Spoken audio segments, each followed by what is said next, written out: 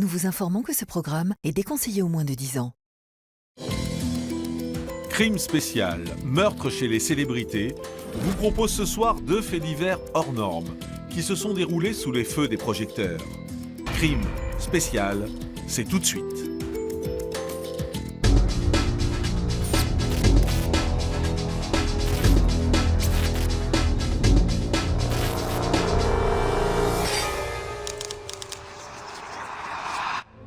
Novembre 2004. Roland Giraud, acteur chéri des Français, s'inquiète. Sa fille, Géraldine, également comédienne, est partie en week-end avec sa petite amie Katia. Mais la femme de 36 ans ne répond plus à ses appels. Les jours passent et sans nouvelles, les familles des 2 jeunes femmes décident de signaler leur disparition. C'est alors le début d'une longue enquête aux multiples rebondissements qui va tenir en haleine les forces de l'ordre durant plus de 5 ans et bouleverser la France entière. Mais où sont passées Géraldine Giraud et son amie Katia? Les 2 jeunes femmes sont-elles en danger? Et pour quelles raisons quelqu'un s'en serait-il pris à elles? La pression médiatique sur Roland Giraud est extrême, mais il est surtout plongé entre l'angoisse, le chagrin immense de ne pas avoir de lien avec sa fille, de ne pas avoir de contact, et l'inquiétude. L'inquiétude est monstrueuse. Le 27 juillet 2003, à Vilnius, en Lituanie, Bertrand Cantat, célèbre chanteur du groupe Noir Désir, appelle en pleurs le frère de la comédienne, Marie Trintignant, sa compagne. Une violente dispute vient d'éclater au sein du couple et la femme de 41 ans a perdu connaissance. Le frère de Marie se rend sur place et face à la gravité de la situation, il appelle les secours. Alors, que s'est-il vraiment passé entre ces 2 personnalités aimées de tous? Comment expliquer la violence de Bertrand Cantat envers la comédienne? Et qui se cache derrière le chanteur vedette? La France est coupée en 2. D'un côté, on a le clan Trintignant, de l'autre, le clan Cantat. Donc le clan Trintignant, c'est effectivement toute la famille Trintignant, le monde du cinéma. Et puis de l'autre, on a la famille Noir Désir, la famille Cantat. Et ça devient une affaire médiatique.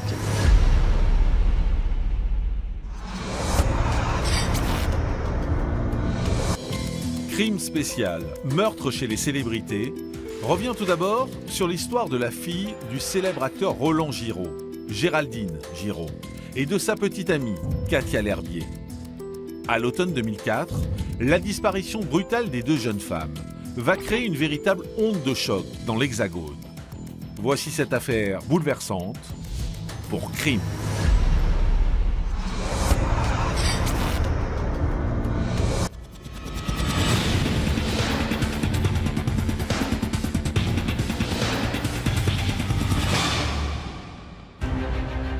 Dans l'affaire qui va suivre, vous allez découvrir l'un des faits divers les plus marquants de ces 20 dernières années.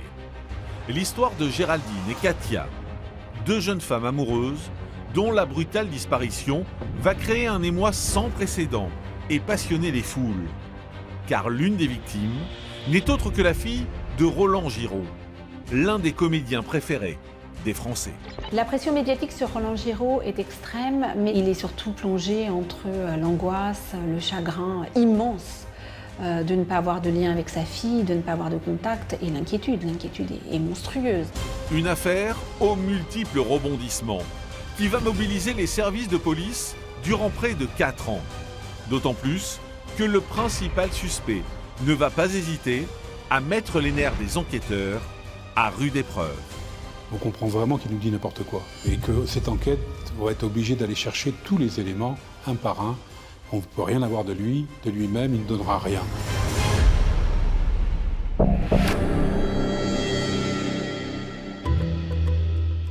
Nous sommes à l'Apostole, une petite commune de 140 habitants, située non loin de Sens, dans l'Yonne, en Bourgogne. C'est un petit havre de paix à 200 km de Paris. C'est un ravissant village dans l'Yonne, mais c'est merveilleux. C'est au milieu des champs, il y a une église ravissante. Avec ses allures d'ancienne cité médiévale, l'Apostole a séduit le comédien Roland Giraud, qui y séjourne dès qu'il en a l'occasion. Roland Giraud a acheté là-bas une belle longère classique. Enfin voilà, il l'a acheté dans les années 80 parce qu'on n'est pas très loin de la famille de sa femme. En effet, d'origine hollandaise, sa femme, comédienne elle aussi, a grandi dans la région. Elle l'a ensuite fait découvrir à son mari, qui a tout de suite été charmé. Car bien que propulsé au rang de star en 1985, suite au succès du film 3 hommes et un couffin, l'acteur conserve le goût des choses simples. Il ne faut pas oublier qu'à cette époque-là, dans le classement des comédiens, Roland Giraud est encore l'acteur préféré des Français. Donc c'est une personne qui a une forte notoriété, mais qui passe ses week-ends à la campagne, en famille, de façon discrète. C'est pas du tout quelqu'un que vous verrez s'exposer dans les magazines People, ni dans les soirées Jet Set. Ça n'est pas du tout, c'est l'inverse de ça. Un refuge, à l'abri des regards indiscrets, dont profite également sa fille unique, Géraldine, 36 ans. D'ailleurs, elle a prévu d'y passer le week-end de la Toussaint 2004, en tête-à-tête, avec sa nouvelle petite amie, Katia, 32 ans. Les deux filles sont tombées amoureuses 15 jours plus tôt. Katia vit à Sens, Géraldine vit à Paris, elle a un appartement dans le 18e. Mais dès qu'elle peut, Géraldine fait des allers-retours. Mais depuis la fin du week-end, les deux jeunes femmes ne répondent plus aux appels et ne sont pas retournées travailler. La famille de Katia s'alarme. Ils étaient inquiets parce que leur sœur ne donnait plus signe de vie, c'était tout à fait contraire à ses habitudes. Qu'elle s'était engagée notamment à emmener ses neveux ou l'un de ses neveux au cinéma, qu'elle n'était pas venue. Le 3 novembre 2004, 2 jours après le dernier signe de vie des deux amantes, la sœur de Katia signale donc sa disparition au commissariat de Sens. De son côté, Roland Giraud, lui aussi, panique. Je reçois un appel de mon client extrêmement anxieux me disant il n'y a plus de place sur la messagerie de Géraldine, donc de sa fille. Les appels, elle ne répond pas au téléphone. Je suis extrêmement inquiet, je suis certain qu'il est arrivé quelque chose. Il faut savoir que Roland Giraud parle à sa fille quasiment tous les jours. D'abord, c'est sa fille unique. Donc Roland Giraud tient énormément à sa fille. Sur les conseils de son avocate, le 5 novembre 2004, l'acteur signale à son tour la disparition de sa fille Géraldine au commissariat du 18e arrondissement de Paris. Mais alors, où sont Katia et Géraldine? Pourquoi ne donnent-elles plus de nouvelles? Ont-elles eu un accident? Sont-elles parties en voyage sans prévenir? Ou la réalité est-elle beaucoup plus sombre?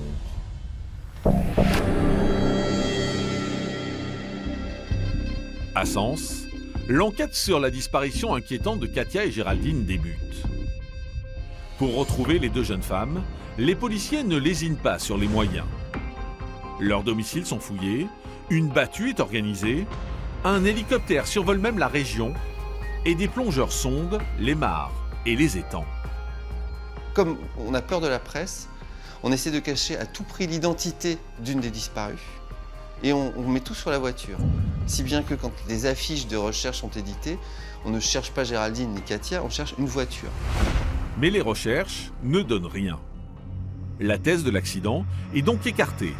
Et les enquêteurs décident de s'intéresser au profil des deux disparus. À commencer par la comédienne Géraldine Giraud. Elle jouait avec son père, elle avait des petits rôles dans le cinéma et au théâtre, elle avait joué une pièce avec son papa. Mais en fait, elle cartonne en faisant des voix. Elle fait des voix de dessins animés, elle fait des voix de doublage, etc. Elle gagne plutôt bien sa vie. Quant à sa compagne, Katia L'Herbier, 32 ans, elle est originaire de Villeneuve-sur-Yonne, un petit village situé à 30 km de l'Apostole. Très attachée à ses racines, elle n'a jamais quitté la région. Katia a un boulot d'assistante sociale, grosso modo. Elle a vécu avec quelqu'un, elle est retournée chez ses parents, etc. Et puis depuis quelques mois, elle se dit, bah voilà, moi je veux retrouver un petit peu d'indépendance. Et donc Katia s'installe en colocation chez une femme qu'elle avait déjà fréquentée pour des leçons de chant, qui n'est autre que la tante de Géraldine Giraud. Le 14 octobre 2004, soit 2 semaines avant leur disparition, Katia fait la rencontre de Géraldine à Sens, dans l'appartement qu'elle partage avec la tante de la jeune femme, que nous appellerons Chantal. La comédienne rendait régulièrement visite à la sœur de sa mère. Géraldine devait venir dîner chez elle et Katia L'Herbier était là, puisqu'elle était déjà en colocation. Elles prenaient leur repas très souvent ensemble. Donc Géraldine s'est jointe à elles deux. Et elles ont dîné toutes les trois. Entre Géraldine et Katia, le coup de foudre est immédiat. D'autant plus que les deux jeunes femmes ont en commun l'amour de la musique. Géraldine, comme Katia, a une passion pour la musique. Elle a essayé de percer dedans. Elle a fait un groupe dans les années 80-90 qui n'a pas bien marché, qui s'appelle Totem. Katia, elle aussi, est dans la musique. C'est une ancienne batteuse, elle a commencé à la batterie à 15 ans. Et ensuite, elle s'est mise au chant. Elle est chanteuse dans un petit groupe qui s'appelle Pondichéry, ils ont fait 2 titres. Dès lors, les deux jeunes femmes ne se quittent plus. Pour les enquêteurs, la priorité est désormais de déterminer leur emploi du temps pendant ce fameux week-end de la Toussaint. La police de Dijon est appelée en renfort. C'est le commandant Michel Cuneau qui prend la tête des opérations. Ce qu'on sait, c'est que le samedi, elles étaient ensemble à Sens, à l'appartement de Katia, et ensuite, elles ont dû partir dans la soirée du samedi 31 octobre à l'Apostole. L'étude de la téléphonie confirme que Géraldine et Katia ont bien passé le week-end à l'Apostole, toutes les deux, avant de repartir comme prévu, le dimanche soir. Le dernier appel est à 20h10. Géraldine Giraud quitte apparemment le domicile de l'Apostole pour se rendre à Sens, toutes les deux, et le téléphone est coupé, et ensuite, on n'a plus aucune nouvelle. En épluchant les relevés bancaires, les policiers dijonnais constatent qu'elles ont bien repris la route, mais leur itinéraire ne correspond pas à leurs habitudes. L'enquête détermine rapidement que le 1er novembre, peu de temps après la coupure du téléphone, à Villeneuve-sur-Yonne, donc c'est-à-dire environ 30 km de l'Apostole, 2 retraits d'argent sont effectués. Géraldine Giraud retirait elle 240 €, Katia 70, et à un endroit où elles n'ont absolument pas lieu d'être. Parce que dans la plus grande des logiques, si elle quitte l'Apostole un dimanche soir, Géraldine doit retourner à Paris. Donc la logique serait qu'elle dépose Katia à Sens et qu'elle rentre ensuite chez elle. Elles n'ont rien à faire à Villeneuve-sur-Yonne. Un constat inquiétant, et pourtant le visionnage des caméras de surveillance semble confirmer leur présence. Mes collègues font des recherches et voient 2 silhouettes de jeunes femmes qui sont là à peu près à ces horaires-là, sans qu'on puisse d'ailleurs les distinguer nettement. Alors, s'agit-il bien de Géraldine et Katia ? Pourquoi se seraient-elles retrouvées à cet endroit ? Et surtout, les deux jeunes femmes sont-elles en sécurité ou courent-elles un réel danger ?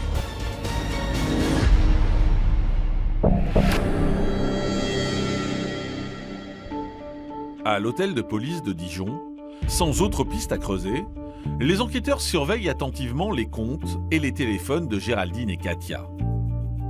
Et le 16 novembre 2004, 15 jours après leur disparition, la carte bancaire de Géraldine est utilisée dans un supermarché en Seine-et-Marne. Fait étrange, car aucune des deux jeunes femmes n'a d'attache dans la région. Le commandant Cuneau se rend sur place. On décide bien évidemment de monter pour visionner les vidéos d'enregistrement de ce supermarché du centre commercial. Et je fais appel à M. Giraud. Donc on passe l'après-midi à visionner l'ensemble des images enregistrées, notamment la caisse où les achats ont été faits. Mais il se trouve que cette caisse, par hasard, est derrière un pilier, dans l'ombre, et on ne voit pas, on ne distingue pas qui arrive à la caisse. Pour tenter d'obtenir plus d'informations, les policiers interrogent alors la caissière. La caissière se rappelle très bien de cet achat et elle nous dit spontanément, mais ce ne sont pas de jeunes filles, je me rappelle très bien, c'était un homme. Et en sa compagnie, on fait des recherches de nouveau, de visionnage, et au bout d'un moment, elle reconnaît formellement l'individu. Un homme qui a un caddie qui est plein, avec des vêtements, de la nourriture, il est pris de haut, en 3/4, et on constate qu'il a une quarantaine d'années, il est blond roux, un peu dégarni, plutôt mince, athlétique, et seul. Pour Roland Giraud, c'est un véritable coup de massue. Bon là, pour lui, immédiatement, il n'y a pas de doute, sa fille n'aurait jamais confié sa carte bancaire à un homme, et donc si cet homme a les cartes bancaires, c'est qu'il les a volées. À sa première intuition, il est persuadé même que sa fille est morte. Il se pose la question, il dit c'est impossible qu'elle ait disparu, elle est morte, on l'a tuée. Il s'est passé quelque chose d'extrêmement grave. Il est extrêmement inquiet, son épouse est extrêmement inquiète également. Au même moment, la presse apprend l'identité des disparus et s'empare de l'affaire. Géraldine Giraud et Katia L'Herbier font la une de tous les journaux. Au-delà même du fait qu'il s'agit de la fille de Roland Giraud, ce qui évidemment rajoute quelque chose, l'engouement est immédiat parce qu'il y a disparition inquiétante. On est en quête. Où sont-elles, où sont-elles, où sont-elles? Les journalistes cherchent alors à tout prix à obtenir une interview du comédien qui se produit tous les soirs sur la scène du Théâtre des Variétés à Paris. La pression médiatique sur Roland Giraud est extrême, mais il est surtout plongé entre l'angoisse, le chagrin immense de ne pas avoir de lien avec sa fille, de ne pas avoir de contact, et l'inquiétude. L'inquiétude est monstrueuse. Mais il continue de jouer au théâtre chaque soir avec une dignité exemplaire. Pour les enquêteurs, il est urgent d'identifier l'homme du supermarché. Et la chance ne tarde pas à leur sourire. Car le jour même, la carte de Géraldine est à nouveau utilisée en Seine-et-Marne, cette fois dans une station-service. On peut visionner les images de cette personne et on constate qu'il s'agit du même homme qui prend de l'essence et il circule avec un véhicule type cabriolet qui est stationné. Et on aura le type de la voiture, la couleur de la voiture et un morceau de numéro d'immatriculation. Ce n'est pas le véhicule de Géraldine. Les policiers imaginent alors qu'il s'agit de celui du suspect et remontent sa trace. On part du principe que les retraits sont faits sur la Seine-et-Marne, les achats sont faits sur la Seine-et-Marne. On se concentre sur la Seine-et-Marne, sur les voitures qui pourraient exister du même type en Seine-et-Marne, et on détermine qu'il peut y avoir 7 véhicules qui correspondraient à celui qu'on a vu à la station-service. On fera ce qu'on appelle l'environnement de chacun des propriétaires. Il y en a 2 qui seront évacués immédiatement parce que ça ne correspond absolument pas. Et puis après les avoir vus, ils ne correspondent absolument pas à ce qu'on a vu sur les vidéos. Et il y en a un qui restera, c'est Jean-Pierre Trébert. Les enquêteurs se rendent alors au domicile de ce fameux Jean-Pierre Trébert. Mais il n'y a aucune trace de ses affaires. L'homme semble avoir déménagé. Il décide alors de se rendre sur son lieu de travail, un domaine agricole situé à Saveteux, en Seine-et-Marne. Et on voit la secrétaire, et on lui parle de Jean-Pierre Trébert. Elle dit effectivement, Jean-Pierre Trébert, on le connaît très bien, il a travaillé ici. Mais il ne travaille plus là. Il doit travailler un peu plus loin, dans un autre village. En revanche, je le vois le matin, vers 7h30, je le vois passer. Je ne sais pas où il habite, mais il passe régulièrement le matin. Dès le jour suivant, le commandant Cuneau et son équipe planquent aux alentours de cette route, dans l'espoir de l'interpeller. Il est 7h du matin, ils veulent coincer ce type. Ils sont à 3 voitures banalisées. Par chance, le suspect ne tarde pas à se montrer. Il arrive à un stop près d'une nationale, donc le premier véhicule le serre et on interpelle. Jean-Pierre Trébert est très calme, ne comprend pas. Quelqu'un qui est quand même très grand, musclé, athlétique, il ne se débat pas, il ne comprend pas. On fouille, on trouve un portefeuille et là, distinctement, on voit les cartes bancaires Géraldine Giraud, Katia L'Herbier. Qu'est-ce que c'est ça? C'est pour ça que vous m'interpellez, pas de problème. Très calme. Mais alors, Jean-Pierre Trébert serait-il un ami de Géraldine et Katia? Et pourquoi est-il en possession de leurs cartes bancaires?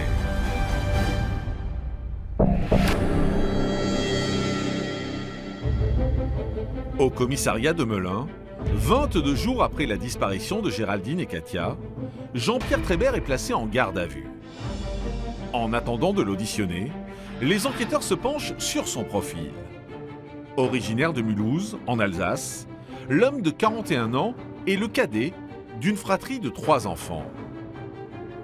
Il est issu d'un milieu modeste, son père est invalide de guerre, sa mère n'a jamais travaillé. Jean-Pierre Trébert a quitté l'école assez jeune. Il a travaillé en qualité de pépiniériste dans un premier temps. Après, il a monté une entreprise d'espace vert qui n'a pas très bien marché. C'est un homme qui est très proche de la nature, donc tout de suite, il va s'orienter sur des activités de plein air, de nature. Il connaît très bien la faune, la flore. Élagueur, garde-chasse, ouvrier agricole, Jean-Pierre Trébert enchaîne les expériences professionnelles et se révèle être un employé modèle. Tous les gens qu'il va approcher, qu'il va rencontrer, disent que c'est quelqu'un qui est plutôt serviable, courageux, qui travaille beaucoup. Il était bien considéré. Les personnes qui le connaissent bien parlent de quelqu'un d'assez rustre, assez froid, pas particulièrement violent, mais très renfermé. Mais c'est pas quelqu'un qui avait une mauvaise réputation. La nature représente un véritable refuge pour cet homme au physique atypique, qui a été moqué depuis sa plus tendre enfance. Jean-Pierre Trébert, il est desservi par son physique, avec ses oreilles décollées, il a pas l'air très avenant. Il a un petit défaut à l'œil. Il a d'ailleurs son surnom a bien souvent été non-œil. C'est qu'il n'est pas à lui rendre justice parce qu'en fait, il a un côté homme des bois mais qui finalement fonctionne plutôt bien avec les femmes. D'ailleurs, à 23 ans, Jean-Pierre Trébert fait la rencontre d'une femme de 7 ans son aîné. Et entre eux, c'est le coup de foudre. Ils se marient et ont une fille. Mais quelques semaines avant les faits, la vie du garde-chasse bascule. Il est à ce moment-là un peu en rupture de banc. C'est-à-dire qu'il est en pleine séparation avec sa femme. Comme il a quitté son employeur quelques mois plus tôt aussi, il a des problèmes d'argent. Donc il travaille effectivement au domaine comme ouvrier agricole, mais on est quand même sur des contrats relativement précaires. Il fait un petit peu de business aussi avec d'autres copains, mais c'est vraiment... il n'a pas d'argent à ce moment-là. Il n'a vraiment pas d'argent. À 40 ans, Jean-Pierre Trébert retourne vivre chez ses parents, à Villeneuve-sur-Yonne, à seulement 30 km de l'Apostole. Les enquêteurs décident donc de s'y rendre pour effectuer une perquisition. Mais ils ne trouvent aucune trace de Géraldine et Katia. Ils espèrent alors que l'audition du garde-chasse leur apportera des réponses.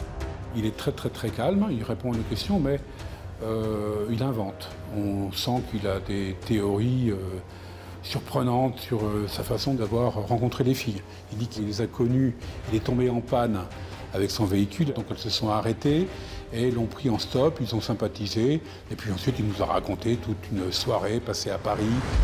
Et il va raconter une nuit de débauche en compagnie des deux femmes, complètement délirante, puisqu'il raconte qu'ils sont allés dans un bar. Alors il décrit ce qui pourrait être un pub irlandais. Dans ce pub irlandais, il rencontre deux hommes en noir, en costume noir, à qui Géraldine demande des faux papiers. Jean-Pierre Trébert explique qu'il a ensuite dormi dans un appartement parisien en compagnie des deux jeunes femmes avant de rentrer chez lui en train. Devant un tel récit, les enquêteurs sont stupéfaits.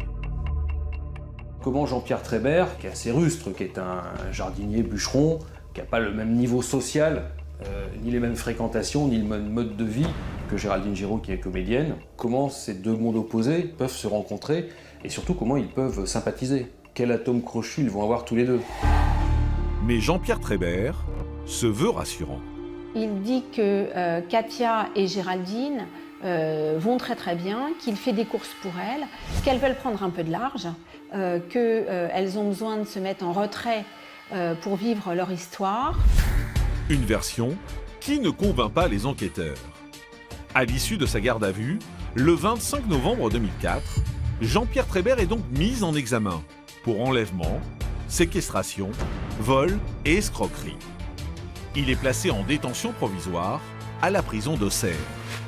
Mais contre toute attente, après plusieurs jours de détention, le suspect fait une révélation capitale. Il nous dit qu'elles vont rentrer début décembre, il a rendez-vous avec elles d'ailleurs.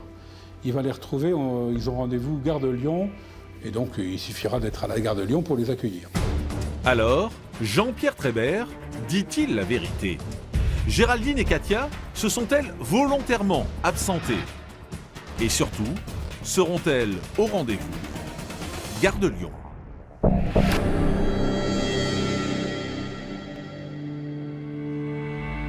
À Paris, le 2 décembre 2004, dès l'aube, les abords de la gare de Lyon sont cernés.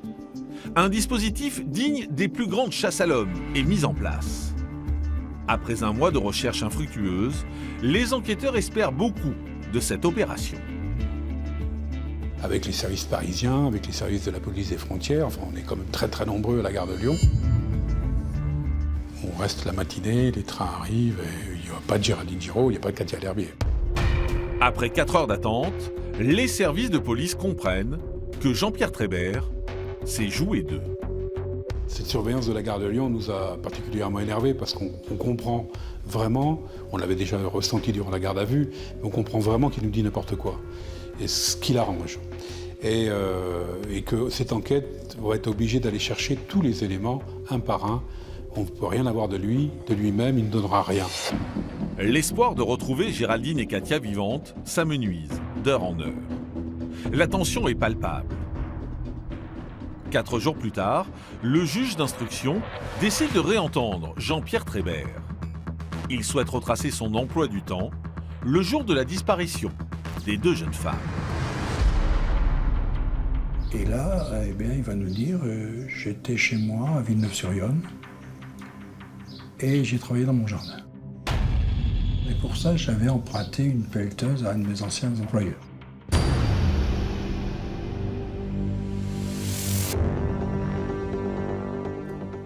Alors évidemment, là, ça... On s'est regardé avec le juge, une pelleteuse, il n'y a rien de mieux pour faire un trou pour monter un décor. Persuadés de tenir une piste, les policiers organisent une nouvelle perquisition au domicile de celui que la presse surnomme désormais l'homme des bois. Jean-Pierre Trébert est présent et tous les médias français sont en ébullition. À partir de 13-14 heures, on sait qu'il se passe quelque chose à Villeneuve-sur-Yonne. Donc on débarque tous, hein. C'est un convoi. On est juste en lisière de forêt et il y a une partie de cette forêt, un autre terrain qui appartient aussi à Trébert, qui est là, est boisé, qui n'est pas très bien entretenu, qui fait un peu penser à un maquis. Donc les enquêteurs pensent que la vérité elle est là, que les corps sont là, donc il faut retourner le terrain. Après 24 heures de fouilles, les enquêteurs font une première découverte troublante. On fait des recherches avec un détecteur de métaux qui réagit et en fouillant les cendres, on constate la présence de résidus électroniques, de téléphones et de clés. Et finalement, on trouve des clés et on constate qu'elles appartiennent à Géraldine Giraud. Quelques minutes plus tard, le commandant Cuneau remarque la présence d'un puisard dans le jardin. Il a alors un pressentiment. On peut voir à l'intérieur sommairement et on constate effectivement qu'il y a des pierres. Donc je demande au conducteur de la pelleteuse quel est l'intérêt d'avoir des pierres dans ce puisard. Il dit normalement il n'y a pas de pierres dans un puisard. Et en même temps, Jean-Pierre Trébert nous voit. Et alors qu'il nous tourne le dos, il est constamment en train de nous regarder. Donc cette attitude est bizarre. Pour la première fois, je vois que Jean-Pierre Trébert paraît inquiet. Finalement, on réussit à pousser le couvercle et à ce moment-là, on ressent, moi je ressens une odeur pestilentielle. En y regardant de plus près, les policiers voient un bout de tissu dépassé de l'une des pierres. Il y a un des gars qui descend et ils ont une pierre, 2 pierres, 3 pierres et puis ils tombent sur un pied. Pour toutes les forces de l'ordre présentes, c'est le choc. Il faut désormais démonter le puisard au plus vite. L'opération est délicate. Après plusieurs heures d'intervention, les enquêteurs découvrent les corps dénudés de Géraldine et Katia, sous 400 kilos de pierres.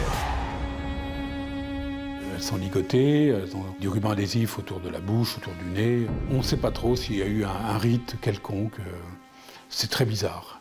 Elles n'ont pas de traces de coups de couteau, elles n'ont pas de traces de plaies apparentes. Il n'y a rien extérieurement qui laisse à penser les causes de la mort. Et à ce moment-là, on a la réaction de Jean-Pierre Trébert qui s'approche du trou et qui dit « Putain, il les a tués ». Une phrase qui ne trompe personne. Les enquêteurs sont pas dupes, ils s'attendent à cette réaction et ils pensent que Trébert a mûrement réfléchi en prison ce moment fatidique et ce qu'il allait dire. Dans la foulée, le juge annonce la terrible nouvelle aux familles de Géraldine et Katia. Le soir même, Roland Giraud doit se produire sur la scène du Théâtre des Variétés. Il rentre en scène 2 heures plus tard, il doit être 19h, je crois que son spectacle est à 20h30, et il tombe. Il tombe par le choc, parce qu'il se dit s'il y a 2 corps, bah voilà, elles sont mortes, c'est fini. Le pire, ce qu'on craignait est arrivé.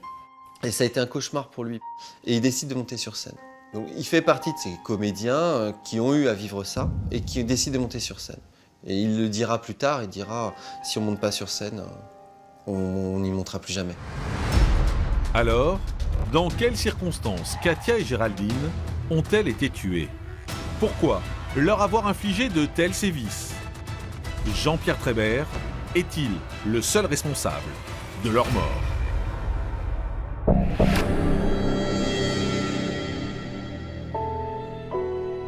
À Villeneuve-sur-Yonne et l'Apostole, Katia et Géraldine sont inhumées respectivement les 18 et 20 décembre 2004. La foule est venue en nombre soutenir les familles des victimes. C'était dur, mais en même temps très beau. Et Monsieur Giraud? Il était très triste et en même temps très digne. Quelques jours plus tard, à Dijon, les conclusions de l'autopsie arrivent sur le bureau des enquêteurs. Il n'y a pas de viol, il n'y a pas de violence sexuelle. Par contre, les poumons étaient dans un drôle d'état. Elles avaient sur le visage une espèce de masque qui faisait que seul le nez était apparent. Elles ont été asphyxiées, elles ont absorbé un gaz qui les a détruits et qui pourrait s'assimiler à du gaz moutarde de la guerre de 14. Plusieurs tests toxicologiques sont alors réalisés, mais aucun gaz ne correspond. Les enquêteurs sont dans une impasse. Ils décident donc de diffuser un appel à témoins pour déterminer la nature du fameux gaz. Et coup de chance, Luc Avissot, un officier chargé de la chasse des loups, y répond. En rentrant un soir, je passe devant la télé à la maison et j'entends ce fait divers horrible d'un double homicide commis vraisemblablement par un garde-chasse et en tout cas que les victimes auraient inhalé un gaz toxique. Pour moi, c'était évident comme un au milieu de la figure, chloropicrine. C'est un gaz qui a été utilisé jusqu'au début des années 80 pour détruire les terrets de renards. Donc je me suis dit, je suis un peu pression de mon coup, je vais appeler le juge. Sachant qu'ils tiennent une piste, les enquêteurs interrogent plus longuement le louvetier pour qu'il leur en dise plus sur ce gaz mortel. Il y a un arrêt respiratoire dans les 30 secondes qui suit, et syncope, et ensuite décès. Après vérification, Géraldine et Katia ont bien été asphyxiées à la chloropicrine. Mais les experts scientifiques ne trouvent aucune trace de ce gaz dans la maison de Jean-Pierre Trébert. Les 2 jeunes femmes n'ont donc pas pu être tuées sur sa propriété. Les enquêteurs se demandent alors si celui que l'on surnomme l'homme des bois n'aurait pas été aidé d'un complice. D'autant plus que le mobile semble mince. Tout ce qu'on sait, c'est qu'il a utilisé le carte bancaire pour faire des courses et pour faire des achats. Donc forcément, à son niveau, c'était crapuleux. En tout, Jean-Pierre Trébert aurait dépensé 2314 € pour des achats du quotidien, tels que des courses alimentaires et vestimentaires, ainsi que des pleins d'essence. On ne tue pas les gens pour 2000 €. Parce qu'il n'a pas dépensé grand-chose avec les cartes. Alors vous me direz qu'il n'a peut-être pas eu le temps. Mais si, il avait le temps. Il aurait pu vider les comptes. Malgré tout, le 20 décembre 2004, Jean-Pierre Trébert est mis en examen pour assassinat. Alors, l'homme de 41 ans a-t-il bénéficié de l'aide d'un complice? Et si c'est le cas, De qui s'agit-il?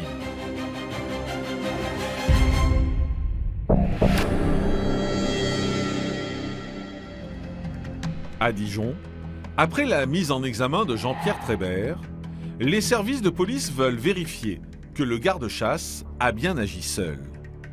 Ils se repenchent alors plus attentivement sur les achats effectués par celui que la presse surnomme l'homme des bois. Quand il va faire des courses, quand il claque avec les cartes bleues de Géraldine et de Katia, c'est pas pour lui, c'est très peu pour lui. Quand il va au supermarché, il y avait des couches. Or, le suspect n'a pas de bébé. Mais ces relevés téléphoniques vont mettre les enquêteurs sur une piste. Jean-Pierre Trébert appelle régulièrement une femme que nous appellerons Laetitia, mère d'un bébé. Il l'appelle non-stop. Toute sa téléphonie raconte qu'après le meurtre, il l'appelle sans cesse. Le 2 novembre, il y a 13 appels téléphoniques entre eux, entre Jean-Pierre Trébert et Laetitia, sur leurs téléphones portables respectifs. La jeune femme vit au Châtelet-en-Brie, une petite commune de Seine-et-Marne, non loin du supermarché où les achats ont été effectués. Et elle est la compagne d'un homme que nous appellerons Francis, au casier judiciaire bien rempli. C'est un mec qui a fait de la prison pour des chèques volés, c'est un magouilleur. C'est un petit magouilleur, mais c'est un magouilleur. C'est en 2003, un an avant les faits, que Jean-Pierre Trébert a fait la rencontre de Laetitia et Francis. À l'époque, ils sont voisins et le couple tient une salle des fêtes très lucrative. Jean-Pierre Trébert est attiré par les lumières de cet individu, c'est champagne, c'est des fêtes. Il aime bien cette ambiance-là, il se plonge là-dedans. Cet homme a une facilité à épater Jean-Pierre Trébert à tel point que Jean-Pierre Trébert va finir par travailler pour lui. Le garde-chasse devient alors son homme de main. Mais quelques mois avant la disparition de Géraldine et Katia, Francis est à nouveau incarcéré. Il fait alors promettre à Jean-Pierre Trébert de prendre soin de sa femme et de son fils. D'autant que la salle des fêtes est mise en liquidation judiciaire et que Laetitia se retrouve dans une situation financière critique. C'est de là, à mon avis, que vient, pour moi, le scénario qui tient le plus la route. Pourquoi cette disparition intervient le 1er novembre? Qu'est-ce qui se passe le premier jour du mois? On paye ses traites.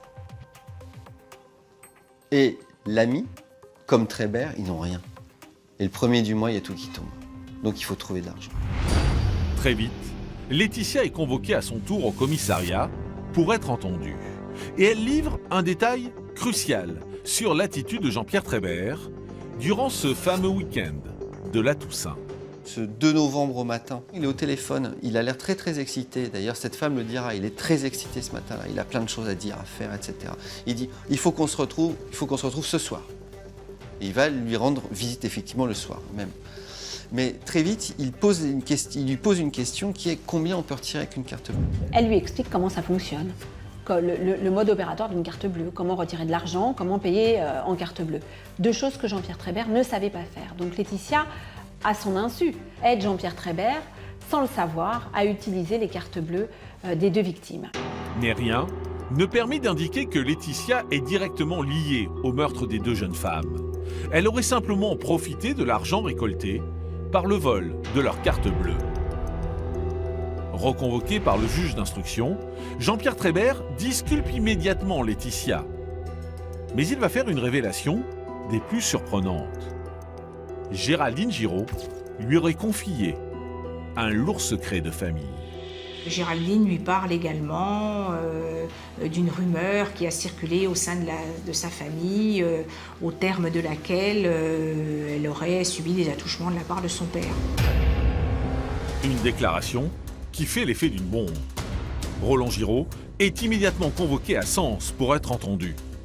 Le comédien confirme alors aux enquêteurs l'existence de cette rumeur et leur explique son origine. Au mois d'août 2004, Géraldine appelle son père et lui dit « Papa, c'est une catastrophe. La tante dit que tu aurais eu des attouchements sur moi. Vous imaginez le tremblement de terre dans la famille. Et à ce moment-là, évidemment, Roland Giraud prend immédiatement sa voiture, fonce à la campagne et a une explication tout à fait claire avec sa belle-sœur, au cours de laquelle il dit « mais qu'est-ce qui peut te faire dire ça ? C'est inacceptable, etc. » Et elle présente ses excuses. Depuis là, l'incident est clos. Mais pour les policiers, si l'homme des bois avait connaissance de cette histoire, c'est forcément que Chantal, la tante de Géraldine, l'en avait informé. La version de Trébert, ce serait la version de la tante de Géraldine Giraud. On a l'impression qu'il n'a jamais rencontré Géraldine, mais par contre qu'on lui en a parlé. Les enquêteurs soupçonnent alors Chantal d'être impliquée dans le double assassinat. D'autant plus qu'une troublante découverte dans la cave de son domicile va venir appuyer cette hypothèse. Mes collègues, les premiers intervenants, m'ont appris plusieurs mois plus tard qu'ils avaient vu un chat. Lorsqu'ils étaient venus la première fois, un chat était mort dans cette cave et on sait que la chloropicrine stagne pendant plusieurs jours au ras du sol avant de disparaître. Et il y avait une odeur pestilentielle également dans cette cave. Et on imagine à ce moment-là, que les deux femmes ont été gazées à cet endroit-là avant d'être transportées. Alors, Chantal est-elle à l'origine de la tragique disparition des deux jeunes femmes? Connaissait-elle Jean-Pierre Trébert? Et surtout, pourquoi aurait-elle voulu du mal à Géraldine et Katia?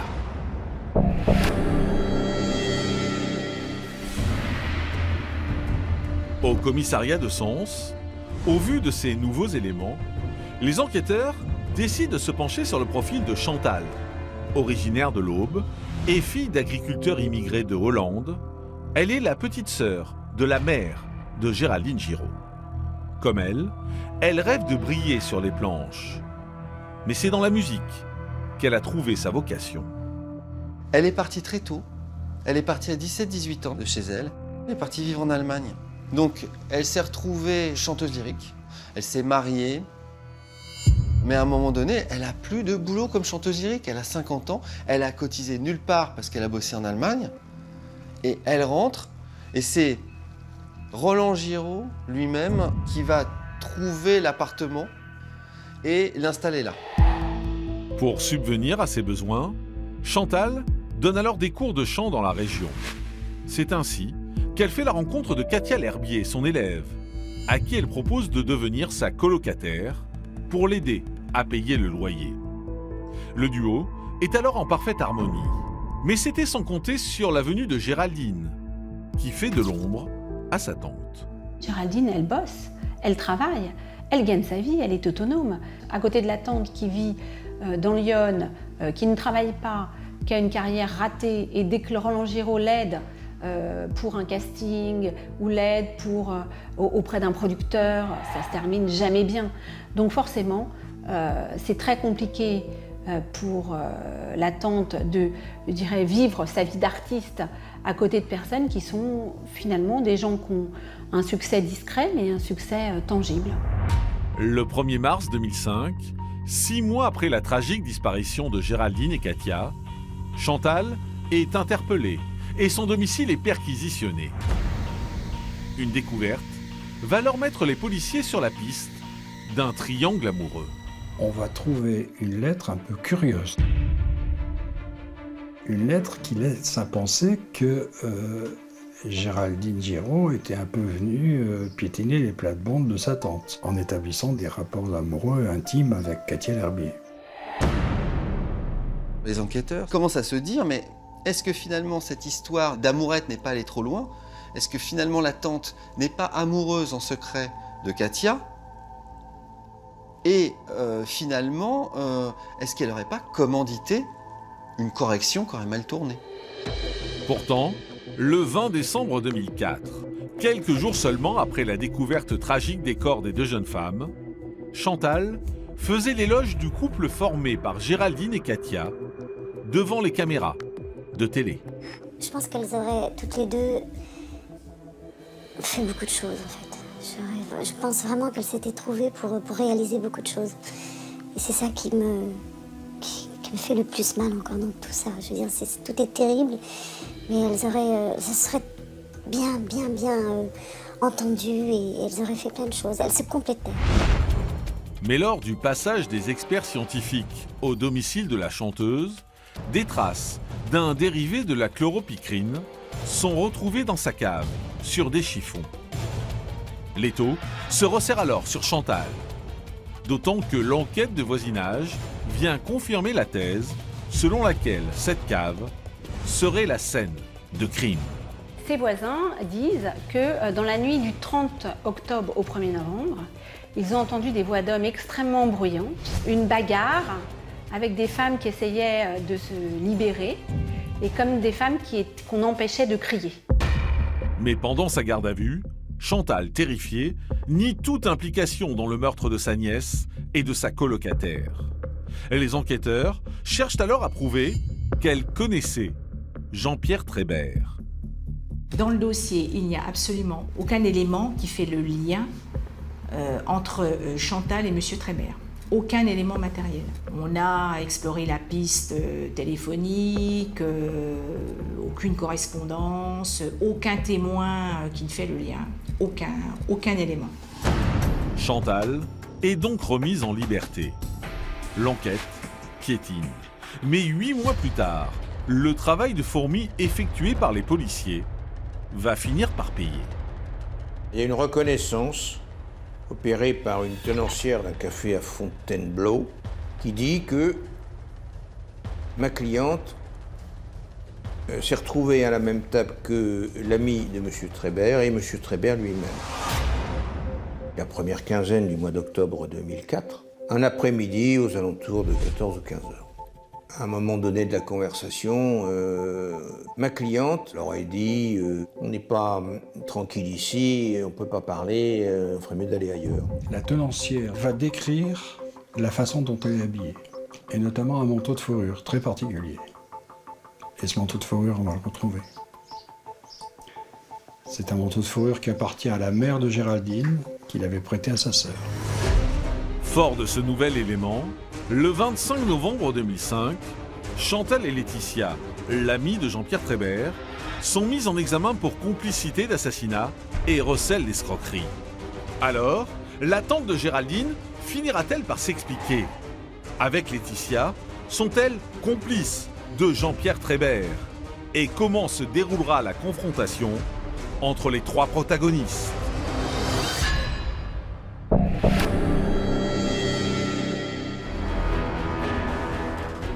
Au tribunal de Sens, le 17 février 2006. 1 an et demi après la disparition de Géraldine et Katia, une confrontation est organisée entre Jean-Pierre Trébert, Chantal, Laetitia et les témoins, les ayant vus ensemble. En France, confrontation capitale aujourd'hui dans l'affaire Giraud. La tante de Géraldine Giraud connaît-elle Jean-Pierre Trébert, le principal suspect du meurtre de la jeune femme et de son amie Katia L'Herbier? Dans le bureau du juge, les débats sont houleux. La confrontation dure près de 10 heures, sans pour autant aboutir sur quelque chose de solide. En réalité, personne n'était d'accord. Entre la tenancière et ses deux serveurs. Déjà sur la couleur des cheveux, ensuite sur la façon dont elle était coiffée, ensuite sur ce qu'elle avait commandé et la situation géographique où il se plaçait dans le café. L'accusation s'effrite, d'autant plus qu'aucun élément ne vient conforter l'hypothèse d'une vengeance amoureuse de la part de la tante de Géraldine. On n'a jamais réussi à démontrer d'ailleurs qu'elle était portée sur les femmes.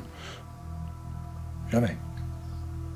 On n'a jamais trouvé une femme qui est venue nous dire j'ai eu des rapports avec cette dame. Quant à la présence de chloroforme dans la cave de Chantal, son avocat a une explication. Ce qu'on a oublié de retenir, c'est que cette cave était commune. Et qu'en réalité, c'est un locataire antérieur qui avait gazé, ça a été prouvé, hein, qui avait gazé les puces ou les pucerons qu'il y avait là-dedans, avec des insecticides, enfin, dont la composition incorporait le chloroforme, donc on a fait un amalgame. De même, après de plus amples investigations, les cris entendus par les voisins de Chantal durant le week-end de la Toussaint auraient en réalité une toute autre origine.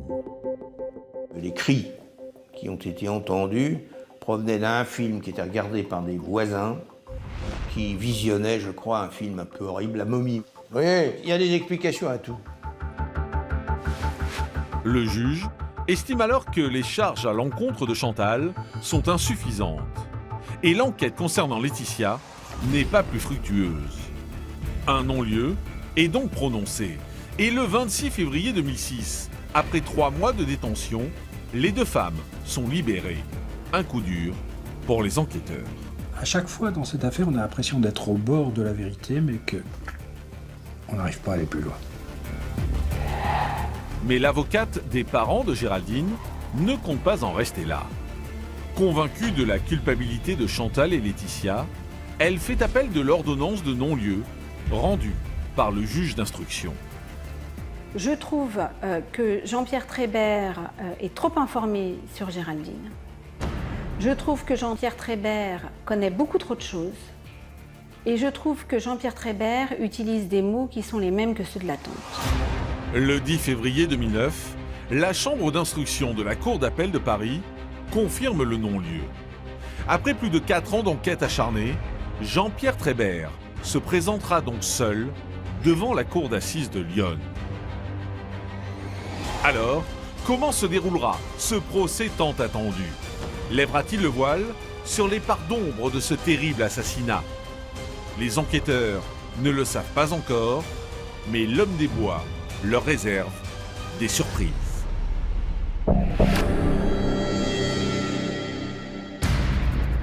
Le 8 septembre 2009, 5 ans après l'incarcération de Jean-Pierre Trébert, un véritable coup de théâtre va venir donner une toute autre dimension à cette affaire déjà très médiatisée. Jean-Pierre Trébert s'est donc évadé aujourd'hui de la prison d'Auxerre. Il était en détention provisoire dans l'attente d'être jugé pour le double meurtre de Katia L'Herbier et de Géraldine Giraud. Extraordinaire. Extraordinaire. Il s'est tiré. En effet, le garde-chasse a réussi à échapper à la surveillance de l'administration pénitentiaire grâce à un stratagème tout bête. Son évasion, elle est d'une simplicité mais confondante, quoi, parce qu'on se rend compte qu'en fait, il fabrique des cartons à la prison, donc il a du boulot. À midi, il s'est mis dans un carton, quoi. Il s'est livré tout seul. Il attend la pause de midi, il sort de son carton, et là commence la cavale la plus délirante de ces 50 dernières années, quoi. Le personnel de la prison a mis près de 8 heures à s'apercevoir de l'absence de Jean-Pierre Trébert. Un scénario incompréhensible pour le commandant Cuneau. Je suis en colère. Je suis en colère. On a mis 4 ans d'enquête et il est confié et il s'enfuit. C'est inadmissible. Le temps presse, car l'homme des bois a pris une importante longueur d'avance sur les services de police. Un dispositif digne des plus grandes chasses à l'homme est alors immédiatement mis en place pour le retrouver. Le RAID et le GIGN sont appelés en renfort. Personne ne sait où il est, et puis Trébert, on a l'impression qu'il est invulnérable, quoi. Il est à la fois invisible, mais tout le monde l'aperçoit quelque part, il y a plein de signalements, il faut les vérifier à chaque fois, on dit qu'il est terré dans une cabane, dans un refuge, qu'il peut le cacher dans une grotte. Trébert, oui, il va devenir l'ennemi public numéro 1 pendant de très très longues semaines.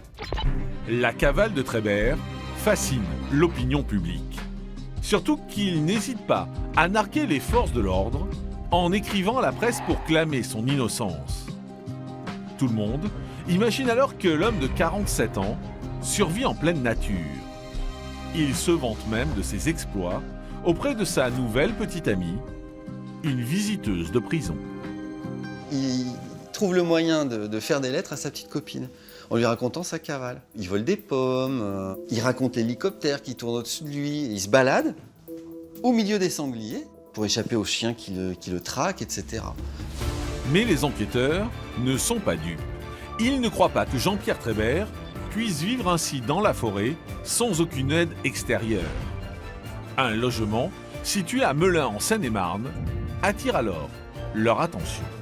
Les personnes de son environnement ont été surveillées et on a constaté que certaines se rendaient dans cet immeuble. Donc voilà. Et de fil en aiguille, ça a permis de déterminer qu'il était dans cet appartement. Le 20 novembre 2009, après 74 jours de cavale, Jean-Pierre Trébert y est finalement interpellé. Je lui dis, alors tu me reconnais, Jean-Pierre? Il m'a dit, toi, je t'oublierai jamais. Mais d'un air, c'était pas sympathique. Hein. Il est repris, ça fait quand même, je crois qu'il était en cavale pendant 2 mois. Donc, oui, il est fortement en colère, oui, parce que je pense qu'il espérait partir ailleurs, hein, quitter la région. Il est aussitôt transféré à la prison de Fleury-Mérogis et placé à l'isolement. Mais 3 mois plus tard, le 20 février 2010, l'ultime rebondissement de cette affaire intervient. Jean-Pierre Trébert est retrouvé pendu dans sa cellule à peine 2 mois avant son procès, tant attendu. Il avait passé 5 ans à la maison d'arrêt d'Auxerre. Petite maison d'arrêt, il pouvait se sentir chez lui en quelque sorte. Bon, je force un peu le trait, mais... On l'incarcère à Fleury-Mérogis, la plus grande maison d'arrêt d'Europe. Il est au quartier disciplinaire, tout seul, il voit personne. Et il se pend au petit matin, vous savez. Quand les cauchemars de la nuit ne sont pas encore évaporés. Pour les familles de Géraldine et Katia, c'est une immense déception. C'est dramatique parce que quand on a un prévenu ou un accusé qui se donne la mort, il ne faut pas oublier qu'il n'y a plus de procès. Parce qu'il y a une extinction de l'action pénale, de l'action publique. Donc c'est dramatique pour la famille Giraud, c'est dramatique pour la famille L'Herbier. Je ne pensais pas qu'il irait jusque-là, quoi. Bon, il était allé jusque-là parce qu'en fait, il s'est puni lui-même. Il s'est donné la peine maximum. Je pense qu'il n'a pas osé, affronter le procès, enfin, affronter l'audience, contrairement à ce qu'il avait annoncé. Il avait dit qu'il serait présent. C'était un mensonge de plus. Le garde-chasse reste donc présumé innocent pour l'éternité. Et il emporte avec lui toute la vérité sur cette terrible affaire. Le mystère de leur mort reste entier. On ne sait pas pourquoi elles sont mortes, où elles sont mortes, et vraiment qui est à l'origine de cette mort. Donc en fait, on ne sait pas grand-chose. Ce qui m'en reste, c'est un goût très amer, parce que c'est un échec. C'est évident qu'on a échoué dans cette affaire.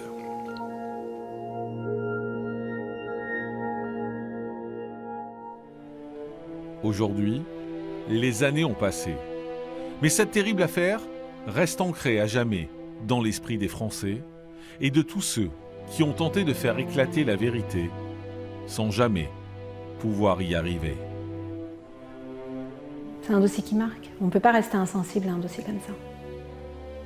Je crois qu'il n'y a pas un jour ou une semaine où je n'y pense pas. Par rapport au fait qu'on a 2 femmes qui sont mortes dans des conditions abjectes, et puis en réalité, on ne sait même pas si elles ont souffert, si elles n'ont pas souffert.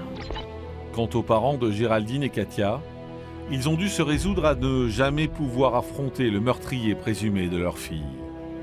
L'absence de leur enfant leur procure chaque jour une douleur immense et leur deuil est impossible. Quand on perd d'une manière aussi épouvantable un enfant qui est plus jeune que vous, c'est pas la nature.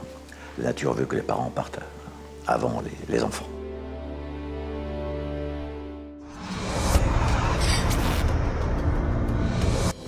Crime spécial, meurtre chez les célébrités, vous raconte à présent le destin tragique de Marie Trintignant, une comédienne adulée des Français, dont la vie va soudainement basculer un soir d'été 2003. Un document inédit pour Crime.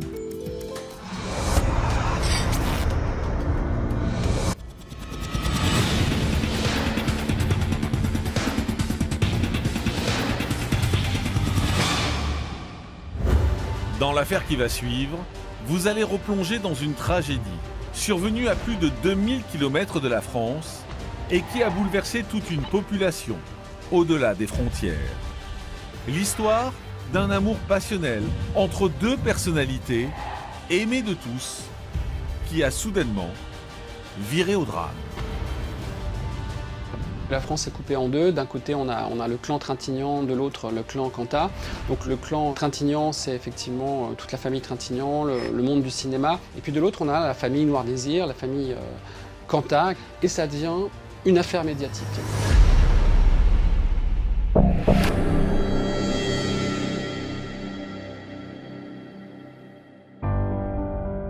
Nous sommes à Vilnius, capitale de la Lituanie, à plus de 2000 km de Paris. Avec ses 500 000 habitants, cette métropole européenne conserve une richesse architecturale classée au patrimoine mondial de l'UNESCO. Vilnius est une ville assez étrange, un peu coupée en deux, entre un cœur historique effectivement très beau, et puis qui est entouré de quartiers qui ont été construits par les soviétiques, qui sont des quartiers de barres d'immeubles pas forcément très sympathiques. La ville accueille le tournage d'un téléfilm consacré à la vie de Colette. La comédienne Marie Trintignant, dirigée par sa mère, Nadine, incarne le rôle de la célèbre romancière. Colette est tournée à Vilnius tout simplement parce que les coûts sont moindres, les techniciens, les décors, tout est moins cher en Lituanie. Alors que le tournage bat son plein, le dimanche 27 juillet 2003, la ville va devenir le théâtre d'un drame retentissant. Il est 5 h du matin lorsque Bertrand Cantat, leader du groupe Noir Désir et compagnon de Marie, appelle Vincent Trintignant, le frère de la comédienne. Ce dernier, assistant réalisateur sur le film Colette, se trouve également à Vilnius. Le chanteur lui explique qu'une violente dispute vient d'éclater entre lui et Marie. Inquiet, Vincent se rend alors à l'hôtel où réside le couple. Cantat l'attend en bas, il fume des cigarettes là devant l'hôtel en tournant en rond. Il est très agité, Trintignant ne comprend pas forcément tout ce qui s'est passé, il le fait rentrer dans la chambre. Marie est dans la pénombre, il a recouvert son corps d'un drap, donc on voit juste la tête. Et Cantat lui dit non, ne t'inquiète pas, tu vois, elle dort. Vincent Trintignant a estimé que sa sœur dormait et il est reparti. Et effectivement, quand il revient au petit matin, il se rend compte de la gravité de son état, il se rend compte des ecchymoses qui sont présentes sur son visage. Et là, d'un seul coup, il se panique. Vincent essaie alors de réanimer Marie, en vain. À 7 h du matin, il appelle donc les secours. À leur arrivée, la comédienne de 41 ans ne répond toujours pas. Elle est donc transportée d'urgence à l'hôpital. La première chose que font les médecins, c'est d'évaluer la profondeur de son coma, puisqu'elle est totalement inconsciente. Il faut rapidement opérer pour évacuer l'œdème cérébral et redonner de l'espace au cerveau, parce que sinon elle risque de mourir. Quelques minutes plus tard, prévenue par son fils, la réalisatrice Nadine Trintignant arrive à l'hôpital de Vilnius. Horrifiée par l'état de sa fille, elle s'en prend alors à Bertrand Cantat, qu'elle tient pour responsable. Il y a une altercation assez vive entre Nadine Trintignant et Bertrand Cantat. Et elle demande dans des termes très violents à Bertrand Cantat de partir. Donc évidemment, c'est de sa faute. Alors que Marie est au bloc opératoire, la famille Trintignant, encore sous le choc, décide d'alerter le commissariat central de Vilnius. La police part immédiatement à la recherche du chanteur. Quand les policiers vont à l'hôtel pour récupérer Bertrand Cantat, il est en état de prostration totale. Tout laisse à penser qu'il a essayé en tout cas de se suicider. Et donc il a avalé des cachets, il s'est mis dans la baignoire. Inconscient, le chanteur est conduit à son tour en urgence à l'hôpital. Mais alors, que s'est-il passé entre Bertrand Cantat et Marie Trintignant? Comment ce couple de stars en est-il arrivé là? Vous allez voir que ce drame va faire l'effet d'une bombe auprès de la population française.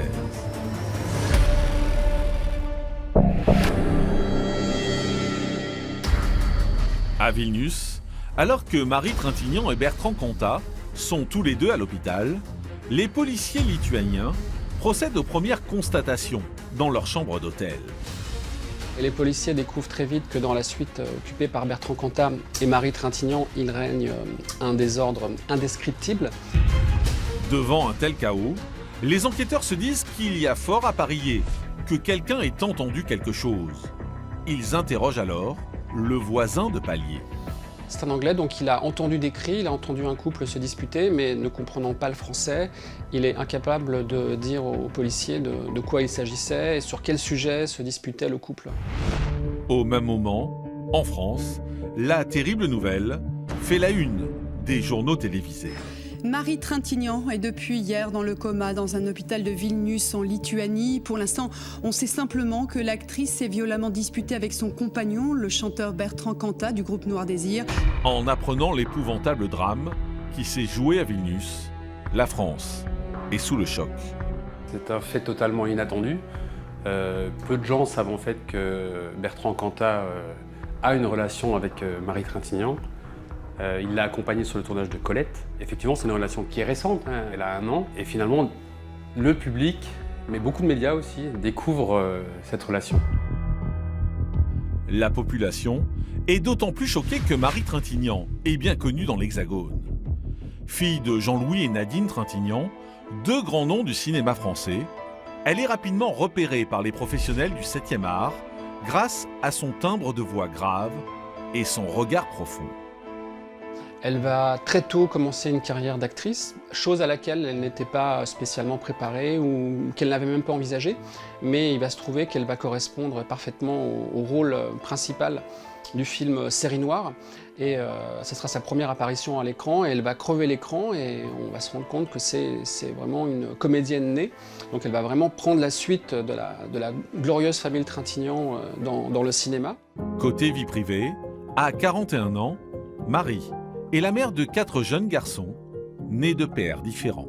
Une femme extrêmement attendrissante, tourmentée aussi, qui a eu plusieurs relations amoureuses extrêmement fortes, des enfants à chaque fois. Donc, on voit que c'est une femme qui, lorsqu'elle est amoureuse, se donne totalement. Originaire de Pau, Bertrand Cantat vient lui d'un milieu aux antipodes de celui de Marie Trintignant. Très vite contaminé par le virus du rock, il commence à écrire ses premiers textes à l'âge de 13 ans. C'est le fils d'un ancien militaire. Toute son adolescence sera nourrie de littérature. Voilà. Et alors qu'il est lycéen, il rencontre le guitariste de Noir Désir. Et ensuite, ils rencontreront le batteur. Voilà. Ce sont les 3 piliers de Noir Désir. Voilà. Et Bertrand Cantat, à ce moment-là, se cherche beaucoup. Voilà. C'est quelqu'un de torturé. Juste le temps de battre des cils, un souffle, un éclat bleu, un instant. Bertrand Cantat, c'est une star énorme du rock. Noir Désir, c'est à l'époque le premier groupe français. C'est un groupe qui vend ses disques par centaines de milliers d'exemplaires, qui remplit les salles de concert, qui bourre les salles de concert. Donc à ce moment-là, Bertrand Cantat, il est au sommet de sa popularité. Je connais le tout Paris et puis le reste aussi, mes connaissances uniques et leurs fans que je fréquente évidemment. En juillet 2002, Marie Trintignant cherche à s'imprégner du milieu du rock pour les besoins d'un film consacré à Janis Joplin. Elle demande alors à son amie Anne Cantat de lui présenter Bertrand. Donc Anne Cantat fait rencontrer à Marie son frère lors d'un concert de Noir Désir. Et là, Marie va pouvoir poser des questions au groupe sur le milieu du rock qu'elle ne connaît pas afin d'interpréter son rôle de Janis. Et entre Marie et Bertrand, il se passe quelque chose. Marie, qui d'habitude est quelqu'un de très extraverti, de très rigolote, semble toute gênée, toute timide, toute distante. Et pareil pour Bertrand, ils sont comme 2 ados qui viennent de tomber amoureux. Il y a un coup de foudre qui se produit entre eux. Et ça, tout le monde le remarque. Les 2 artistes sont alors tous les 2 en couple. Mais la passion prend le dessus. Et Marie quitte son époux, le cinéaste Samuel Benchetrit. Bertrand Cantat, lui, est marié avec une femme qui s'appelle Christine Aradi, qui s'apprête à donner naissance à leur 2e enfant. Et une fois que la petite, c'est une petite fille est née, Bertrand Cantat vient vivre avec Marie Trintignant à Paris. Et là, il entre totalement dans l'univers de Marie Trintignant. En décembre 2002, le couple emménage ensemble. Dès lors, Ils ne se quittent plus. C'est donc sans hésiter que lorsque Marie part à Vilnius pour le tournage du téléfilm Colette, Bertrand la suit. Mais alors, que s'est-il passé sur place pour que leur relation devienne aussi explosive? Une fois rétabli de sa tentative de suicide, comment s'expliquera le chanteur face aux enquêteurs? Et la comédienne sortira-t-elle du coma?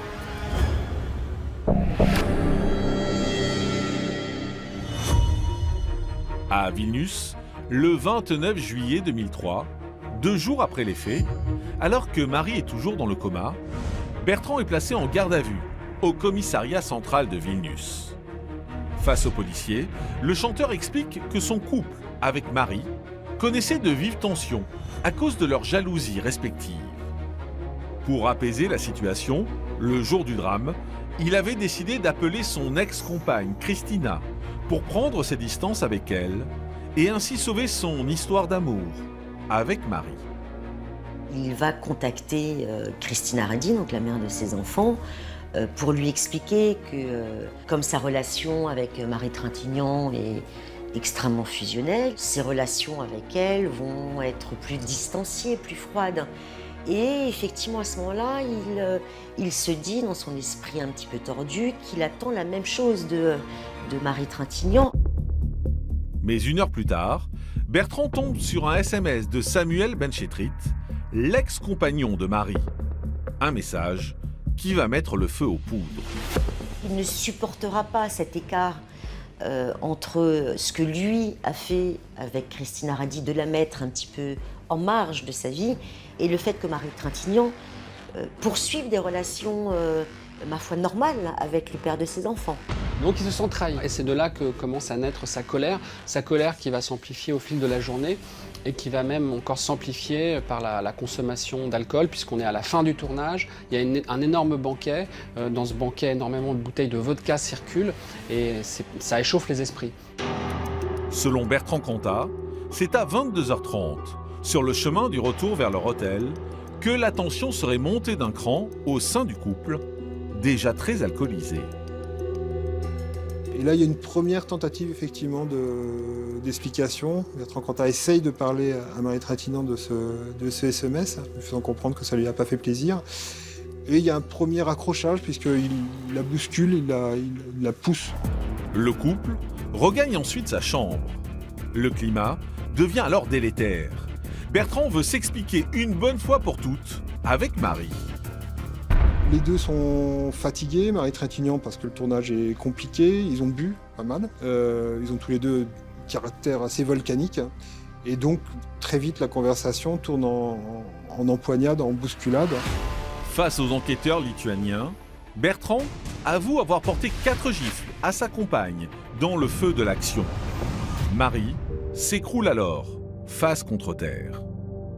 Au moment où Marie tombe et perd connaissance, Bertrand pense simplement que l'alcool a fait son œuvre et qu'elle est dans une sorte de sommeil alcoolisé et va tout simplement la porter dans son lit et l'aborder. Pris de remords et préoccupé par la scène qui vient de se dérouler, Bertrand tourne alors en rond dans la chambre d'hôtel. Et contre toute attente, vers 1h30 du matin, il décide d'appeler Samuel Benchetrit, l'ex-compagnon de Marie, qui se trouve alors à Paris. Bertrand Cantat lui explique ce qui s'est passé, qu'ils se sont disputés à cause de lui, donc Benchetrit l'écoute, etc. Il lui demande comment va Marie, et Cantat lui dit non, elle dort, t'inquiète pas, tout va bien. Voilà, donc il raccroche, et puis il le rappellera un petit peu, quelques temps plus tard, parce qu'entre-temps il est allé voir Marie, il a vu qu'il y avait un petit peu de sang qui coulait, il commence vraiment à s'inquiéter. Et c'est Benchetrit qui là commence vraiment lui aussi à s'inquiéter et qui lui conseille d'appeler Vincent Trintignant. À 5h du matin, le chanteur se résout donc à appeler le frère de la comédienne, qui préviendra ensuite les secours. À l'issue de son audition, le leader de Noir Désir est mis en examen pour violence volontaire et non-assistance à personne en danger. Il est immédiatement placé en détention provisoire à la prison de Vilnius. Alors, Bertrand dit-il toute la vérité? Était-ce réellement une simple empoignade Ou a-t-il voulu tuer délibérément sa compagne? Et surtout, y a-t-il encore un espoir de sauver Marie?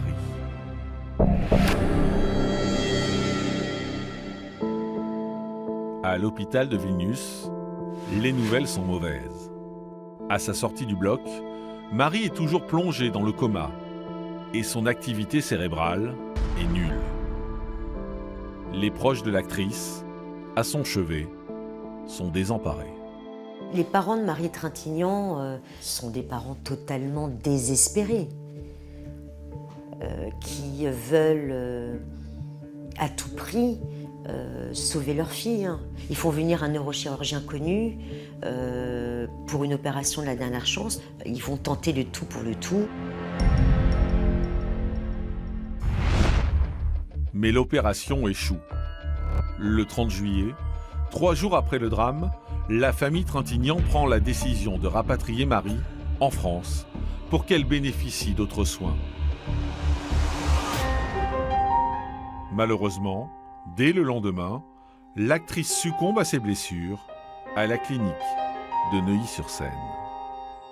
L'annonce en France, effectivement, a créé un choc, voilà. Même si il s'est passé quelques jours, et donc on savait que de toute façon,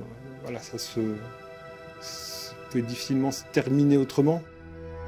Le jour même, une autopsie est réalisée sur le corps de Marie à l'Institut médico-légal de Paris pour déterminer les causes exactes de sa mort. Et les conclusions sont accablantes pour Bertrand Cantat. La version de Bertrand Cantat ne tient plus une seconde. Les rapports d'autopsie montrent la force déployée par Bertrand Cantat. Ils vont conclure à 19 coups portés sur Marie Trintignant, dont 7 au visage, mortels. C'est assez effrayant, c'est assez glaçant. Il faut aussi voir la disproportion entre les deux personnes. Marie, c'est quelqu'un d'assez chétif, d'assez petite, d'assez fragile. Et puis Bertrand, c'est un grand gaillard, très charpenté, et qui ne maîtrise pas forcément sa force dans un moment où il est énervé et aussi alcoolisé. En apprenant la violence dont a fait preuve le chanteur, les Français sont stupéfaits. Bertrand Cantat, c'est à l'époque une icône. Quelque part, c'est un modèle pour beaucoup d'adolescents. C'est quelqu'un qu'on considérait jusqu'à présent comme parfait. Et d'un seul coup, on découvre qu'il a commis l'irréparable. Je pense que chez les fans, il y a eu plusieurs attitudes, en fait. Beaucoup ne veulent pas voir ce qui s'est passé à Vilnius, en fait. Pour eux, Bertrand Cantat reste l'icône intouchable. Il est impossible que Bertrand Cantat fasse mourir sous ses coups Marie Trintignant. C'est pas possible. Il est capable d'une énergie, d'une violence sur scène, mais pas de frapper une femme et de la tuer. Le 6 août 2003, la comédienne est inhumée au cimetière du Père-Lachaise à Paris. Plus d'1 millier de personnes font le déplacement. Et l'émotion est à son comble quand son père, Jean-Louis, prend la parole. Ne pleure pas, celle que tu as perdue. Au contraire, réjouis-toi de l'avoir connue. Pardon. On sent un amour hors norme entre les deux. Et l'image de ce père habillé en blanc, avec le visage terrassé par la souffrance et la douleur, c'est quelque chose qui va, je crois, empoigner une grande majorité de Français. C'est alors le début d'une véritable guerre des clans entre les soutiens du chanteur et ceux de l'actrice. Alors là, on peut dire que la France est coupée en deux. D'un côté, on a le clan Trintignant, de l'autre, le clan Cantat. Donc le clan Trintignant, c'est effectivement toute la famille Trintignant, le monde du cinéma. Donc il y a vraiment des prises de position très tranchées. Et puis de l'autre, on a la famille Noir Désir, la famille Cantat. Et ça devient une affaire médiatique. La tension est telle que certains n'hésitent pas à s'en prendre directement au chanteur. Il y a des actes extrêmes qui sont commis, par exemple la maison de Bertrand Cantat dans les Landes est brûlée, avec toutes ses guitares, tous ses textes, tous ses souvenirs de famille. Tout ça est anéanti en une nuit. Il y a des radios qui décident d'arrêter de diffuser Noir Désir. Alors, comment se déroulera le face-à-face entre les deux clans lors du procès de Bertrand Cantat? Le chanteur maintiendra-t-il qu'il s'agit d'un accident? Et à quelle peine les juges lituaniens décideront-ils de le condamner?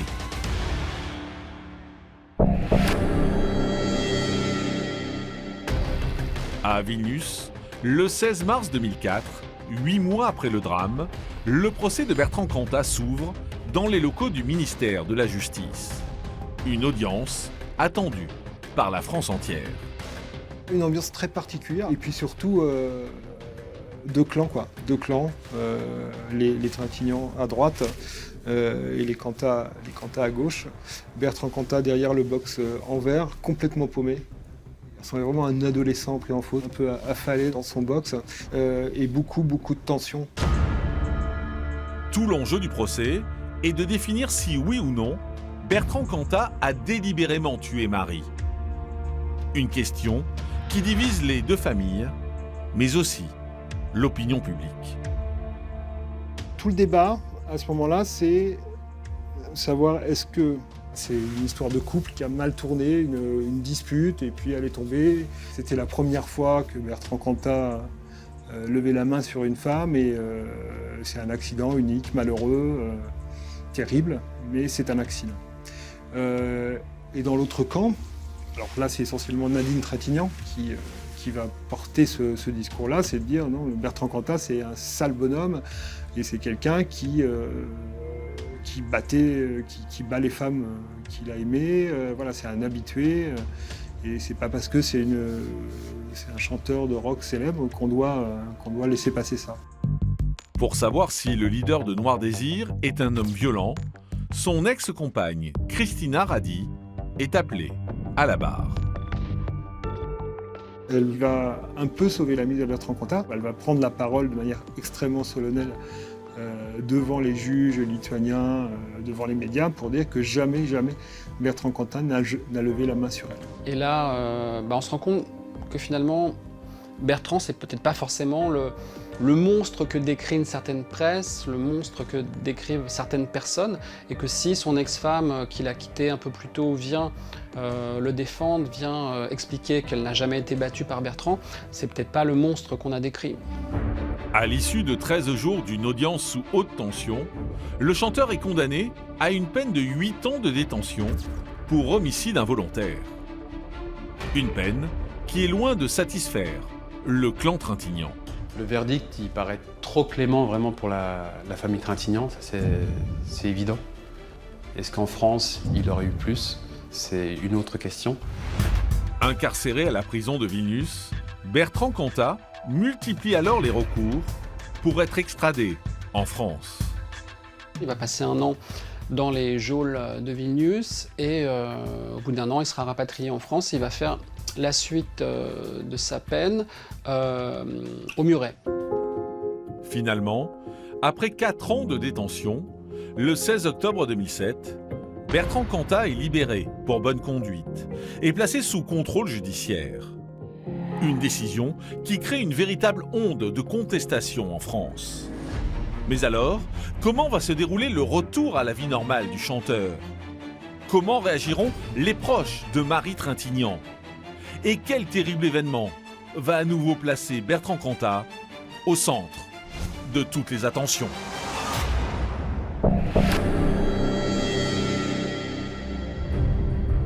Depuis sa libération en 2007, Bertrand Cantat est installé dans la région de Bordeaux. Le chanteur s'est rapproché de Christina Radi, son ex-femme et mère de ses 2 enfants. Sa relation avec Christina, elle est très ambiguë. Voilà. Il vit quasiment avec elle. Elle reste son premier soutien et évidemment la mère de ses enfants. Donc il est très présent. Et là aussi, avec quelque chose qui va se dessiner au fil des mois, qui est une espèce d'exigence de Cantat vis-à-vis de Christina. Le 10 janvier 2010, 7 ans après la mort de Marie, un nouveau drame frappe de plein fouet Le clan Cantat. Sans aucune raison apparente, Christina met fin à ses jours à leur domicile familial. Bertrand Cantat dort dans l'appartement, il y a les enfants qui sont là aussi, et elle se pend en fait dans sa chambre. Et c'est leur fils aîné qui va retrouver le corps, qui va aller réveiller Bertrand Cantat. Le suicide de Christina suscite beaucoup d'interrogations, mais aucun élément ne permet de mettre en cause Bertrand Cantat. Seulement, 3 ans plus tard, 2 journalistes français mettent la main sur un enregistrement téléphonique qui va faire grand bruit. Christina Radi avait laissé un message sur le répondeur téléphonique de ses parents en Hongrie, donc un message en hongrois, dans lequel elle raconte de manière assez explicite que Bertrand Cantat a été violent avec elle, qu'il l'a frappée, qu'il lui fait vivre un enfer, que cette situation est insupportable. Ces confidences, enregistrées seulement 6 mois avant la mort de la mère de famille, sidèrent les Français. L'ancien leader de Noir Désir se retrouve alors à nouveau dans la ligne de mire. Bertrand Cantat, c'est devenu pour les associations féministes une sorte de figure idéale du bourreau, du macho violent qui martyrise les femmes. On sait que Bertrand Cantat est capable d'accès de violence. Il l'assume déjà. Il l'assume dans ses premières interviews dans les années 90. Il dit oui, la violence, c'est quelque part, c'est un moteur chez moi. Je serais prêt à tuer quelqu'un avec mon énergie, Donc c'est vrai que c'est troublant quand on apprend ça. Une association contre les violences faites aux femmes intente alors une procédure contre le chanteur qu'elle tient pour responsable de la mort de son ex-femme. Mais faute de preuves, la justice décide de ne pas le poursuivre. Il n'y a pas de lien direct entre ce message et le suicide, puisqu'elle a laissé une lettre qui est entre les mains de la justice pour son suicide, où elle ne met nullement en cause Bertrand Cantat directement. Voilà. Malgré tous ces événements, qui ont terni l'image du chanteur, le 11 avril 2014, soit 12 ans après son dernier concert, Bertrand Cantat tente un incroyable pari. Il remonte sur scène avec un nouveau groupe, Détroit. Le retour de Bertrand Cantat a été très difficile, il s'est fait en plusieurs étapes. Et lorsqu'il va vraiment revenir avec son projet avec Détroit, là on va s'apercevoir que les gens ne l'ont pas oublié. Et les gens vont se précipiter pour aller le voir dans tous les zéniths. Ça va être une tournée absolument énorme à guichet fermé. Et puis surtout, Bertrand revient avec des textes superbes, avec des chansons superbes. Et musicalement, artistiquement, il est au même niveau qu'au moment où il est parti.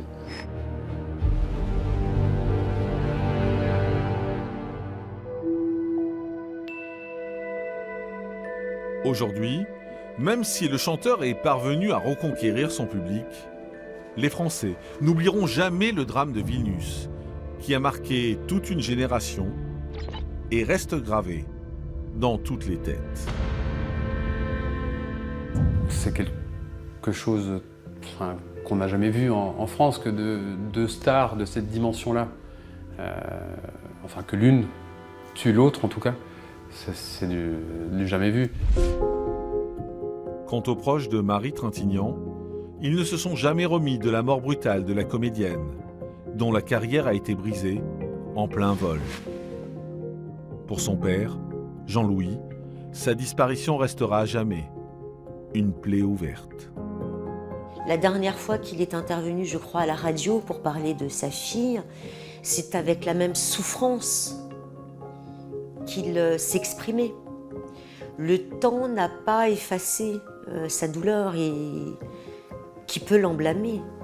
C'est compréhensible.